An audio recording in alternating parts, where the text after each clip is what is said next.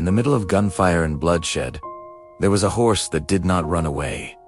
Instead, it chose to stay. Picture this: a battlefield, scarred and silent after the chaos of combat. The air is thick with the smell of gunpowder and the metallic scent of blood. Among the fallen, a lone soldier lies wounded. His leg is shattered, his uniform is torn and stained, and his rifle is empty. The last of his water was gone hours ago. As the sun begins to set, casting long, menacing shadows across the desolate landscape, a profound sense of hopelessness settles over him. He's been left behind.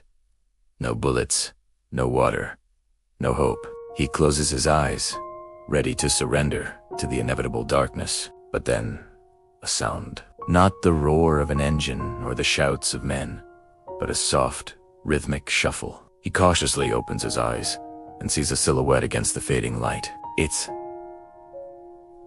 a horse, not a war horse in shining armor, but a creature just as much a victim of the conflict as he is. Its coat is matted with mud and sweat. Its body is trembling from exhaustion and fear, and a shallow gash marks its flank. Its eyes, large and dark, reflect the sorrow of the world around them. The soldier expects it to bolt, to flee from the scent of death that clings to him. Any sane creature would.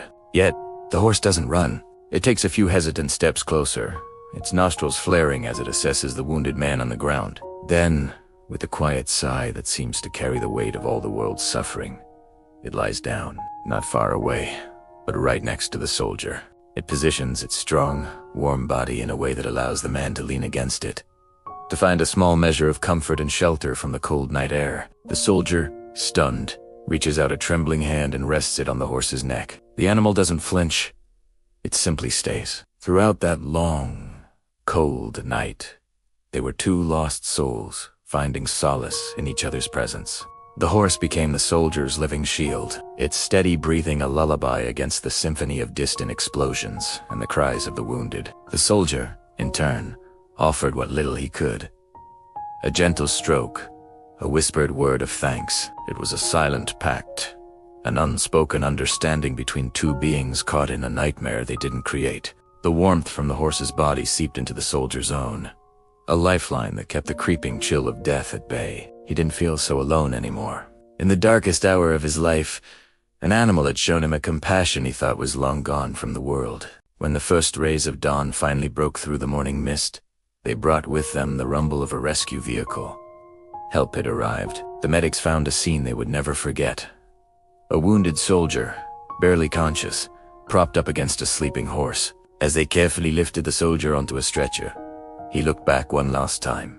The horse had risen to its feet and was watching him with those same soulful eyes. It was a look of quiet farewell, a moment of connection that transcended species and circumstance. The soldier survived, his body healed, but it was his spirit that underwent the most profound transformation. Years passed. The war ended. The soldier put away his uniform, but he never forgot the horse. He didn't return to a life of anger or a thirst for vengeance. Instead, he became a teacher. He dedicated his life to shaping the minds of the next generation, hoping to sow seeds of peace where his own generation had sown conflict. His classroom wasn't filled with maps of military campaigns or portraits of generals. It was a bright, cheerful space filled with books, art, and the laughter of children. And on the wall, in a simple wooden frame, hung a single picture. It wasn't of his family, or a president, or a war hero. It was a picture of a horse, a simple, brown horse with kind, knowing eyes. Whenever a curious student would ask about the picture, the teacher would smile a gentle, wistful smile. He'd gather the children around and tell them the story. "This," he would say, his voice soft with emotion, "is the one who taught me my most important lesson. This is the one who taught me that even in the middle of war, in the heart of all that hatred and violence, there are still beings who choose kindness."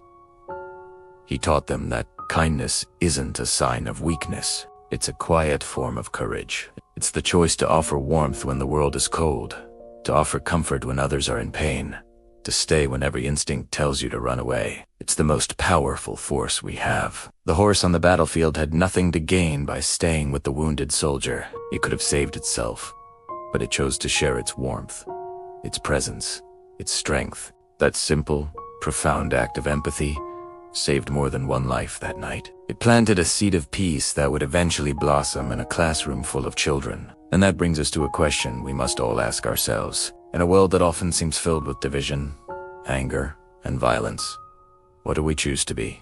We have the capacity for incredible cruelty, but we also have the capacity for boundless compassion. We can choose to build walls, or we can choose to build bridges. We can choose to be the storm, or we can choose to be the shelter in the storm. The story of the soldier and the horse reminds us that every day, in every interaction, we have a choice.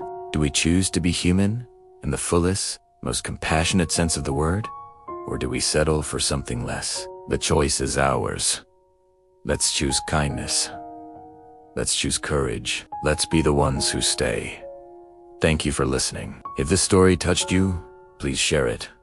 And let's keep the conversation about kindness going. Don't forget to subscribe for more stories that explore the better angels of our nature.